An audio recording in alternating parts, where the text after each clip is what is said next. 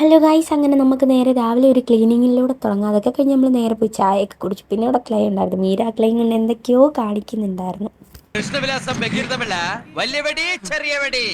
അങ്ങനെ രാവിലെ തന്നെ നമുക്ക് ക്ലാസ് ഉണ്ടായിരുന്നു. ക്ലാസ്സിന് സാറൊക്കെ വന്നു. കുറച്ച് നേരമൊക്കെ ക്ലാസ് കഴിഞ്ഞപ്പോഴത്തേന് പിന്നെ നമ്മുടെ മൈൻഡ് എല്ലാം കട്ടായി. ഈ നിഷ്കളങ്കമായ മുഖത്തേക്കൊന്ന് നോക്കടാ ഈശ്വര, എന്തൊരു ചൈതന്യം. അങ്ങനെ 5 ദിവസത്തിന് ശേഷം നമ്മളൊരു സർവയ്ക്ക് വേണ്ടി വെളിയിലോട്ട് ഇറങ്ങി. അപ്പോഴാണ് ശരിക്കും നമുക്കൊരു സമാധാനം. പക്ഷെ ബ്രൂട്ടീഷും മാത്രം ഞാൻ ചെയ്യാറില്ല, ഇതുവരെയും ചെയ്തിട്ടില്ല.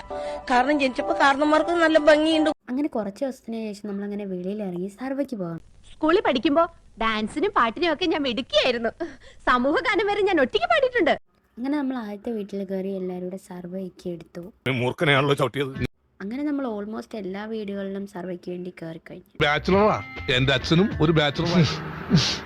പിന്നെ നമ്മുടെ സർവേ ഒക്കെ കഴിഞ്ഞതിൻ്റെ സന്തോഷവും ഇത്രയും ദിവസത്തിന് ശേഷം പുറത്തിറങ്ങിയതിൻ്റെ സന്തോഷം എല്ലാം കൂടെ ആയിട്ട് നമ്മൾ നേരെ അടുത്ത വീട്ടിലേക്ക് പോയി.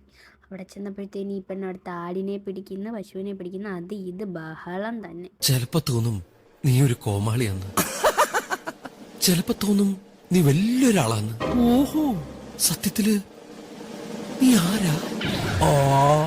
അങ്ങനെ നമ്മുടെ സർവേ തീർന്ന് പിന്നെ എല്ലാവരും കൂടെ ഒരു വിധത്തിൽ സ്കൂളിലെത്തി നേരെ നമ്മൾ കട്ടനൊക്കെ കുടിച്ച് കുറച്ചു നേരം ഇങ്ങനെ ഫ്രീ ആയിട്ട്